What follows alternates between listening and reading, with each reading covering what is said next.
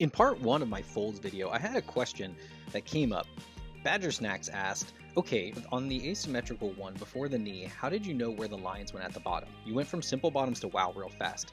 That's a great question. Let me see if I can help show some clarity here.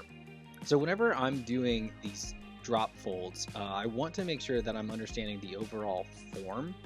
So the form really does play a huge factor in just the visual aesthetic of whatever these are, wherever these are going to live in whatever comic or illustration that I'm doing.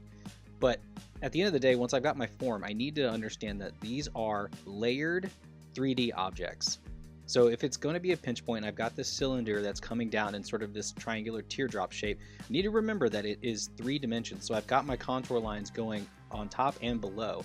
So whenever I want to go back in and I want to cut a line that's asymmetrical, I know where my contour continues behind it. So if I just draw it from that pinch point, I know where it's supposed to be to make it look 3 dimension. Now the same rule applies if you're going to do something that's more angular, like if it's a very tight pleat. It's just layered and you keep drawing it back to that pinch point. Now if you have a contour though, say you've got a dress, that's not going to have a pinch point, that's going to be more consistent. I like to find my bottom contour because then I know what my movement is. And so if I have my bottom contour, I can add the base, which is sort of just these curved lines because I know I want my pleats to be a little bit tighter. And then I go from the outside edge of those curved lines and I just bring them all the way back up to the top contour. Once I've done that, then I just go to the overlaps and I shade in the back side of it, and there you go.